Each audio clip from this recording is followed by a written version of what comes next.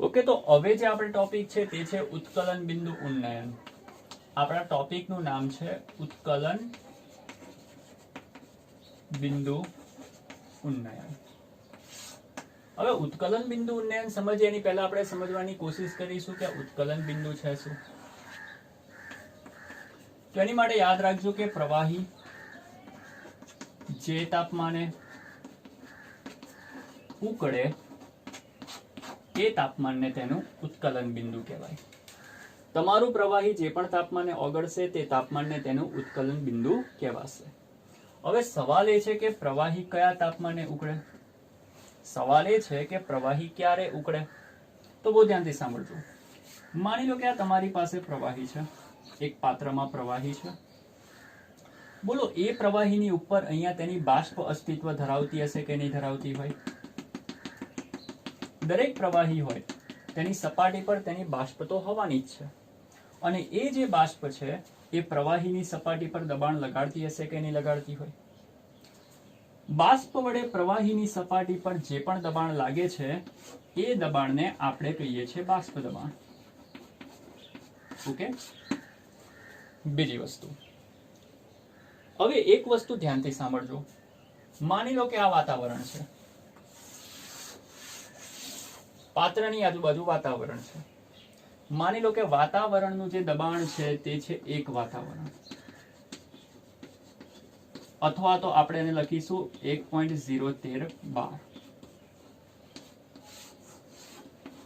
ચાલો માની લો કે તમારા પાત્રની બહાર જે વાતાવરણ છે તેનું દબાણ છે, અને વાતાવરણના દબાણને આપણે જનરલી કહેતા હોય છે એક વાતાવરણ 1 atm કાં તો 1.013 બાર. હવે મારો સવાલ એ છે કે પ્રવાહી ઉકળે ક્યારે. એવું કહેવાય છે કે જ્યારે પ્રવાહીનું બાષ્પ દબાણ, પ્રવાહીની સપાટી ઉપરનું બાષ્પ દબાણ વધતા વધતા, પ્રવાહીની સપાટીની ઉપરનું બાષ્પ દબાણ વધતા વધતા વાતાવરણના દબાણ જેટલું થઈ જાય ત્યારે તે પ્રવાહી ઉકળવા લાગે છે. આ જે પાત્ર છે એની ઉપર બાષ્પ છે, બાષ્પનું દબાણ પણ છે, પણ એ બાષ્પ દબાણ એટલું બધું નથી કે જેથી તેની વેલ્યુ વાતાવરણના દબાણ જેટલી થઈ જાય. જો એની વેલ્યુ વાતાવરણના દબાણ જેટલી હોત તો આ જે પ્રવાહી છે તે ઉકળવા લાગ્યું હોત, પણ આપણું પ્રવાહી ઉકળતું નથી, જે દર્શાવે છે કે સામાન્ય કન્ડિશનમાં કોઈ પાત્રમાં આપણે પાણી ભરેલું હોય તો એ પાણીનું બાષ્પ દબાણ વાતાવરણના બાષ્પ દબાણ જેટલું હોતું નથી, વાતાવરણના દબાણ જેટલું હોતું નથી. આથી આપણું પ્રવાહી સામાન્ય પરિસ્થિતિમાં ઉકળતું નથી. હા, પણ જો તમે આ પાણી ભરેલા પાત્રને નીચેથી ગરમ કરવા લાગો, જો તમે આ પાણી ભરેલા પાત્રને નીચેથી ગરમ કરવા લાગો તો આપણે બધા જાણીએ છીએ કે કોઈ પણ પાત્રને ગરમ કરો, કોઈ પણ પ્રવાહીને જ્યારે ગરમ કરો તો તે પ્રવાહીના અણુ ફટાફટ બાષ્પ બનવા લાગશે, અને જેમ જેમ તેના અણુઓ બાષ્પમાં રૂપાંતરિત થવા લાગશે તેમ તેમ પ્રવાહીની બહાર બાષ્પના અણુઓની સંખ્યા ઓર વધવા લાગશે, અને જેમ જેમ બાષ્પના અણુઓની સંખ્યા વધતી જશે તેમ તેમ બાષ્પ દબાણ પણ વધતું જશે, અને એક સમય એવો આવશે કે પ્રવાહીની સપાટીની ઉપર બાષ્પ બહુ જ બધી વધી જશે, એટલી બધી વધી જશે કે જેથી ઉપરના વિસ્તારમાં જે બાષ્પ દબાણ છે તે કોને ઇક્વલ થઈ જશે? વાતાવરણને ઇક્વલ થઈ જશે. અને જે સમયે તમારી પ્રવાહીની સપાટી ઉપરનું દબાણ, બાષ્પ દબાણ વાતાવરણના દબાણ જેટલું થઈ ગયું, કાં તો એક વાતાવરણ દબાણ કાં તો 1.013 બાર, જો કે બંનેના મિનિંગ એક જ છે. તો જ્યારે તમારી પ્રવાહીની સપાટીની ઉપરનું બાષ્પ દબાણ વધીને વાતાવરણના દબાણ જેટલું થઈ જશે ત્યારે તમારું જે પ્રવાહી છે તે ઉકળવા લાગશે. તો કોઈ પણ પ્રવાહી ક્યારે ઉકળે? જ્યારે પ્રવાહીની સપાટીની ઉપરનું બાષ્પ દબાણ તમે કોઈ અને કોઈ રીતે કેટલું કરી નાખો? વાતાવરણના દબાણ જેટલું, ત્યારે તે પ્રવાહી તમારું ઉકળવા લાગે છે. ઓકે, તો આ રીતે પ્રવાહી ઉકળે છે. જોઈ લો એકવાર. ઓકે, હવે તમારું આ જે પ્રવાહી છે તે ઉકળવા લાગ્યું છે. કેમ ઉકળવા લાગ્યું છે? કારણ કે એ પ્રવાહીની સપાટી ઉપરનું પણ બાષ્પ દબાણ કેટલું આપણે માની લીધું છે? એક વાતાવરણ માની લીધું છે. વાતાવરણનું પણ દબાણ કેટલું છે? એક વાતાવરણ. અને એની સપાટી ઉપરનું બાષ્પ દબાણ કેટલું થઈ ગયું છે? એક વાતાવરણ. આ પણ એક વાતાવરણ, બહાર પણ એક વાતાવરણ, બંને સરખા થઈ ગયા તો પ્રવાહી શું કરે છે? ઉકળે છે. પણ હવે એક વસ્તુનો વિચાર કરો, જો તમે આ ઉકળતા પ્રવાહીમાં જો તમે આ ઉકળતા પ્રવાહીમાં મુઠ્ઠો ભરીને મીઠું નાખો અથવા તો મુઠ્ઠો ભરીને ખાંડ નાખો, જો આ ઉકળતા પ્રવાહીમાં તમે મુઠ્ઠો ભરીને ખાંડ નાખશો તો ખાંડ શું કહેવાશે? દ્રાવ્ય. અને જ્યારે તમે તમારા દ્રાવકમાં દ્રાવ્યને નાખો છો તો આપણે હમણાં જ ભણી ગયા કે દ્રાવકમાં દ્રાવ્ય નાખીએ તો દ્રાવણ બને અને બાષ્પ દબાણ ઘટે. જ્યારે કોઈ પણ દ્રાવકમાં દ્રાવ્યને એડ કરવામાં આવે છે તો આપણે બધા જાણીએ છીએ કે બાષ્પ દબાણમાં શું થાય છે? ઘટાડો થાય છે. તો જ્યારે તમે ઉકળતા પ્રવાહીમાં, ઉકળતા પાણીમાં, ઉકળતા દ્રાવકમાં દ્રાવ્યને એડ કરો છો તો જે બાષ્પ દબાણ 1 વાતાવરણ હતું તે ઘટી જશે અને જો બાષ્પ દબાણ 1 વાતાવરણમાંથી ઘટી ગયું તો તમારું પ્રવાહી ઉકળવાનું શું કરશે? બંધ કરી દેશે. પહેલા પ્રવાહી ઉકળતું હતું કારણ કે તેનું બાષ્પ દબાણ 1 વાતાવરણ હતું, પણ હવે તમે જેવી ખાંડ નાખી બાષ્પ દબાણ ઘટી ગયું અને બાષ્પ દબાણ 1 વાતાવરણ કરતા ઘટે એટલે તમારું પ્રવાહી ઉકળવાનું શું થઈ જશે? બંધ થઈ જશે. કેમ? કારણ કે બાષ્પ દબાણ ઘટી ગયું. અને હવે જો ફરીથી તમારે તેને ઉકાળવું હોય તો શું કરવું પડે? અહીંયા બાષ્પ દબાણ ઘટી ગયું છે, ફરીથી તેને ઉકાળવું છે તો શું કરવું પડે? બાષ્પ દબાણ વધારવું પડે. બાષ્પ દબાણ ક્યારે વધે? જ્યારે બાષ્પ વધે. અને બાષ્પ ક્યારે વધે? જ્યારે તમે તમારા પ્રવાહીને ઓર ગરમ કરો. તો જ્યારે તમે ખાંડ નાખશો બાષ્પ દબાણ ઘટી જશે, પ્રવાહી ઉકળતું બંધ થઈ જશે. અને જો ફરીથી તેને ઉકાળવું હોય તો તમારે શું કરવું પડશે? તેને ઓર ગરમી આપવી પડશે, ઓર તાપમાન આપવું પડશે. અને જો તમે ઓર વધારે તાપમાન આપશો તો વધારે બાષ્પ બનવા લાગશે. વધારે બાષ્પ બનશે તો દબાણ ફરીથી વધવા લાગશે અને ફરી પાછું એ બાષ્પ દબાણ વધીને કેટલું થઈ જશે? 1 વાતાવરણ. અને ફરી પાછું તમારું જે દ્રાવણ છે તે ઉકળવા લાગશે. આના પરથી તમે શીખાશો, આના પરથી એક વસ્તુ તમારે શીખી લેવાની. કઈ વસ્તુ? કે જ્યારે શુદ્ધ દ્રાવક એમાં તમે દ્રાવ્ય ઉમેરીને દ્રાવણ બનાવો છો તો એ દ્રાવણનું બાષ્પ દબાણ ઓછું થઈ જાય છે, પરિણામે તે ઉકળવાનું પણ બંધ થઈ જાય છે. અને આવા દ્રાવણને જો તમારે ઉકાળવું હોય તો તેને તાપમાન શું આપવું પડે છે? વધારે આપવું પડે છે. મતલબ કે જ્યારે શુદ્ધ દ્રાવક હતું એના કરતા જ્યારે દ્રાવણ બને છે, શુદ્ધ દ્રાવકમાંથી જ્યારે દ્રાવણ બને છે તો તેને ઉકાળવા માટે તાપમાન વધારે જોઈએ કે ના જોઈએ? શુદ્ધ દ્રાવકમાંથી જ્યારે દ્રાવણ બને છે તો તેને ઉકાળવા માટે તાપમાન વધારે જોઈએ કે ના જોઈએ? એના પરથી આપણે એક વસ્તુ બોલી શકીએ કે શુદ્ધ દ્રાવક કરતા તેમાંથી બનતા દ્રાવણનું ઉત્કલન બિંદુ વધારે હોય છે. ફરીથી, શુદ્ધ દ્રાવક કરતા તેમાંથી બનતા દ્રાવણનું બાષ્પ દબાણ ઓછું હોય. બાષ્પ દબાણ ઓછું હોય તો તેને વધારવું હોય તો તાપમાન કેવું આપીએ? વધારે. તો બાષ્પ દબાણ ઓછું થઈ જાય એને વધારવા માટે તાપમાન કેવું આપીએ છે? વધારે. આથી એવું કહી શકાય કે શુદ્ધ દ્રાવક કરતા તેમાંથી બનતા દ્રાવણનું ઉત્કલન બિંદુ ઊંચું હોય છે. ઓકે, તો ફરીથી નોટ કરી લો. ઓકે, તો યાદ રાખવાનું છે દરેકે, શુદ્ધ દ્રાવક કરતા તેમાંથી બનતા દ્રાવણનું ઉત્કલન બિંદુ હંમેશા કેવું હોય? ઊંચું હોય છે. શુદ્ધ દ્રાવક કરતા તેમાંથી બનતા દ્રાવણનું ઉત્કલન બિંદુ હંમેશા ઊંચું હોય છે. એક પાત્રમાં મારી પાસે પાણી છે, એ પાણીને ગરમ કરીશ તો એ પાણી કેટલા અંશ સેલ્સિયસ તાપમાને ઉકળશે? 100 અંશ સેલ્સિયસ તાપમાને. કેમ? કારણ કે પાણીને જ્યારે ગરમ કરીને તેનું તાપમાન 100 અંશ સેલ્સિયસ કરવામાં આવે છે ત્યારે તેની સપાટી પરનું બાષ્પ દબાણ કેટલું થઈ જાય છે? 1 વાતાવરણ. અને જ્યારે તેનું બાષ્પ દબાણ 1 વાતાવરણ મતલબ કે વાતાવરણના દબાણ જેટલું થઈ જાય તો પાણી શું કરે છે? ઉકળે છે. પણ જો તમે એ જ પાણીમાં ખાંડ એડ કરો અને તેનું તાપમાન 100 અંશ સેલ્સિયસ કરો તો પાણી અને ખાંડનું જે દ્રાવણ છે તે ઉકળતું નથી. 100 અંશ સેલ્સિયસ તાપમાને પાણી ઉકળે છે કારણ કે તેનું બાષ્પ દબાણ 1 વાતાવરણ હોય છે. પણ એ જ 100 અંશ સેલ્સિયસ તાપમાને પાણી વત્તા ખાંડનું જે દ્રાવણ છે તે ઉકળતું નથી. કેમ?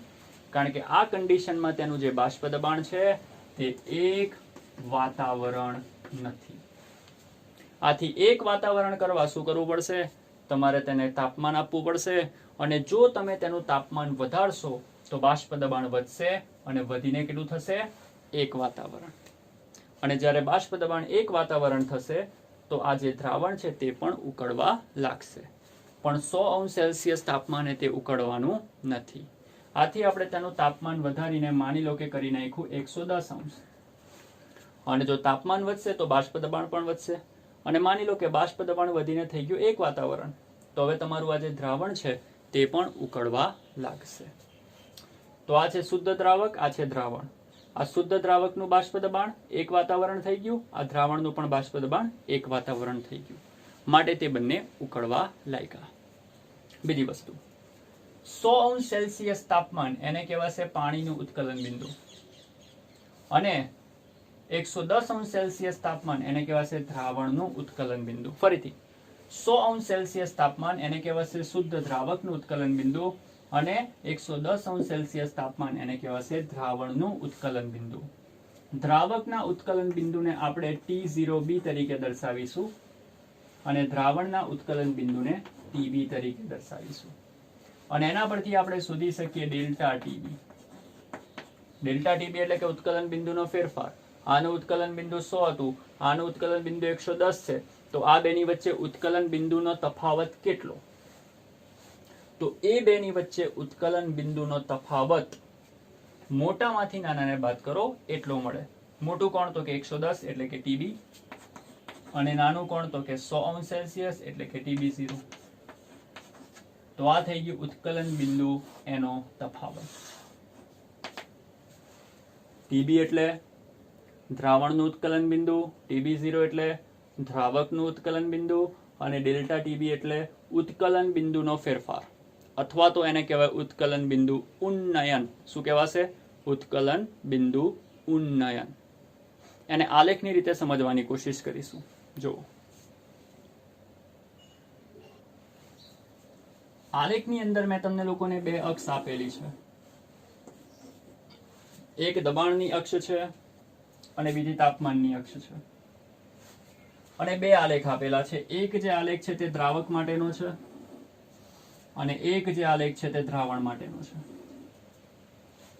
આપણે બધા જાણીએ છીએ કે દ્રાવક તરીકે જો પાણી લઈએ તો એ પાણી કેટલા °C તાપમાને ઉકળશે? 100 પર. એનો મતલબ કે પાણી માટે, દ્રાવક માટે 100° તાપમાને તેનું બાષ્પ દબાણ કેટલું થશે? 1 વાતાવરણ. કારણ કે કોઈ પણ વસ્તુ ઉકળે ક્યારે? જ્યારે તેનું બાષ્પ દબાણ 1 વાતાવરણ પર હોય ત્યારે. તો આ જે દ્રાવક છે એ દ્રાવક 100° તાપમાને કેટલું બાષ્પ દબાણ ધરાવે છે? 1 વાતાવરણ. દ્રાવક 100° તાપમાને 1 વાતાવરણ દબાણ ધરાવે છે, અને આ બિંદુ પાસે તમારું જે દ્રાવક છે તે શું કરતું હશે? ઉકળતું હશે. હા, પણ જો તમે એનું તાપમાન ઘટાડશો, જો તાપમાન ઘટીને તમે અહીંયા આવી ગયા તો આ જગ્યા ઉપર તેનું બાષ્પ દબાણ 1 વાતાવરણ કરતા ઓછું થઈ ગયું. મતલબ કે આ તાપમાને તમારું જે દ્રાવક છે તે ઉકળવાનું નથી. પણ તાપમાન વધતા વધતા વધતા વધતા જ્યારે 100 પર આવશો ત્યારે તેનું બાષ્પ દબાણ 1 વાતાવરણ થાય છે, માટે તમારું આ જે દ્રાવક છે તે શું કરવા લાગે છે? ઉકળે છે. બીજી વસ્તુ કે હવે જો તમે એ જ તાપમાને તમારા દ્રાવકમાં ખાંડ એડ કરો, તો મેં તમને કીધું તે રીતે કે જ્યારે દ્રાવકમાં તમે દ્રાવ્યને એડ કરો છો તો તત્કાલ તાપમાન તો એ જ રહેશે, પણ બાષ્પ દબાણ ઘટી જશે. જ્યારે તમે દ્રાવકમાં દ્રાવ્યને એડ કરો છો તો તાપમાન તો એ જ રહેશે, પણ બાષ્પ દબાણ ઘટી જશે. અને બાષ્પ દબાણ ઘટી ગયું તો તમારું જે દ્રાવણ છે તે ઉકળવાનું બંધ કરી દેશે. આથી જો તેને ફરીથી ઉકાળવું હોય તો તમારે તાપમાન વધારવું પડે, અને વધારીને 100 માંથી કેટલું કર્યું? 110. અને તાપમાન વધાર્યું તો ધીમે ધીમે બાષ્પ દબાણ પણ વધતા વધતા વધતા વધતા કેટલું થઈ ગયું? 1 વાતાવરણ. અને જ્યારે ફરી પાછું બાષ્પ દબાણ 1 વાતાવરણ થઈ જાય છે તો તમારું જે દ્રાવક છે, દ્રાવણ જે છે તે ફરી પાછું ઉકળવા લાગે છે. તો આ રીતે શુદ્ધ દ્રાવક એમાંથી બનતું જે દ્રાવણ છે તે ઊંચા તાપમાને ઉકળે છે. એટલે કહી શકાય કે શુદ્ધ દ્રાવક કરતા તેમાંથી બનતા દ્રાવણ એનું ઉત્કલન બિંદુ ઊંચું હોય છે. ઓકે, ફરીથી એકવાર આની અંદર નજર મારી લો. આની અંદર આપણે એક વસ્તુ જાણીએ છીએ કે આ જે બિંદુ છે, આ બિંદુ પાસે તમારું દ્રાવક ઉકળે છે અને આ જે બિંદુ છે એની પાસે દ્રાવણ ઉકળે છે. દ્રાવક કયા તાપમાને ઉકળે છે? તો કે 100°C તાપમાને. અને દ્રાવણ કયા તાપમાને ઉકળે છે? તો કે 110°C તાપમાને. દ્રાવક જે તાપમાને ઉકળે તે તાપમાનને દ્રાવકનું ઉત્કલન બિંદુ TB0 કહેવાનું, અને દ્રાવણ જે તાપમાને ઉકળે તે તાપમાનને દ્રાવણનું ઉત્કલન બિંદુ TB કહેવાનું. તો TB એટલે કે દ્રાવણનું ઉત્કલન બિંદુ અને TB0 એટલે કે બોલો દ્રાવકનું ઉત્કલન બિંદુ. અને આપણે દરેક જાણીએ છીએ કે દ્રાવક કરતા દ્રાવણનું ઉત્કલન બિંદુ વધારે હોય, માટે ઉત્કલન બિંદુનો તફાવત શોધવો હોય તો તેની માટે આપણે બાદબાકી કોનામાંથી કોની કરીએ છીએ? મોટામાંથી નાનાની, મતલબ કે દ્રાવણમાંથી દ્રાવકની. આથી ડેલ્ટા TB બરાબર TB માઇનસ TB0 થાય. તો જ્યારે દ્રાવકમાંથી દ્રાવણ બને છે, તો ઉત્કલન બિંદુમાં શું ફેરફાર થાય છે એને શોધવાનું સૂત્ર આપણને મળી ગયું છે. ડેલ્ટા TB બરાબર TB માઇનસ TB0, જ્યાં ડેલ્ટા TB ને કહેવાશે ઉત્કલન બિંદુનો ફેરફાર અથવા તો ઉત્કલન બિંદુનું ઉન્નયન. તો ડેલ્ટા TB લખી નાખું અહીંયા. ડેલ્ટા TB એટલે ઉત્કલન બિંદુ ઉન્નયન. ડેલ્ટા TB નો મતલબ થશે ઉત્કલન બિંદુ ઉન્નયન. અને આપણા ઘણા પ્રેક્ટિકલો અને પ્રયોગો આપણને એવું કહે છે કે જે ઉત્કલન બિંદુ ઉન્નયન છે તે મોલાલિટીના સમપ્રમાણમાં હોય છે. તો યાદ શું રાખવાનું છે કે આ જે ડેલ્ટા TB છે એ ચલે છે મોલાલિટી. જે ડેલ્ટા TB છે એ ચલે છે મોલાલિટી. બીજી વસ્તુ કે delta TB as it is તેના તે ચલે છે કાઢીને બરાબર અચળાંક આવશે KB ઇન્ટુ M તેના તે. અચળાંક અહીંયા મેં લીધેલો છે KB અને M એટલે કે મોલાલિટી એઝ ઇટ ઇઝ તેના તે. અહીં જે KB છે એને તમે કહેશો મોલલ ઉન્નયન અચળાંક. આ જે KB છે એને આપણે કહીશું મોલલ ઉન્નયન અચળાંક. બીજી વસ્તુ delta TB as it is તેના તે રાખો બરાબર કરીને KB પણ તેના તે રાખો. મોલાલિટી આપણે બધા જાણીએ છીએ મોલાલિટીનું સૂત્ર, અને મોલાલિટી બરાબર થાય દ્રાવ્યનું વજન ગ્રામમાં. દ્રાવ્યને આપણે નંબર 2 આપી દઈએ તો દ્રાવ્યનું વજન ગ્રામમાં છેદમાં દ્રાવ્યનું આણ્વીય દળ ગુણ્યા દ્રાવકનું વજન. દ્રાવકને આપણે નંબર 1 આપી દઈએ તો દ્રાવકનું વજન જો ગ્રામમાં લઉં તો ઉપર આવશે ગુણ્યા 1000. તો મોલાલિટી બરાબર દ્રાવ્યનું વજન ગ્રામમાં છેદમાં તેનું આણ્વીય દળ ગુણ્યા દ્રાવકનું વજન પણ ગ્રામમાં અને ઉપર આવશે ગુણ્યા 1000. તો ડેલ્ટા TB બરાબર KB ઇન્ટુ W2 ઇન્ટુ 1000 છેદમાં M2 ઇન્ટુ W1 ગ્રામમાં. તમે ચાહો તો આમાંથી KB ને પણ કરતા બનાવી શકો, અને જો તમે ચાહો તો આમાંથી W2 W1 M2 ને પણ કરતા બનાવી શકો. આમાંથી કોઈ એક વસ્તુ અજ્ઞાત આપે, બાકીના બધાની કિંમત આપી દે, અને કોઈ એક વસ્તુને તમને શોધવાની પણ કહી શકે. એ રીતના દાખલા પણ પૂછાતા હોય છે. તો એકવાર ફટાફટ આને ચેક કરી લો.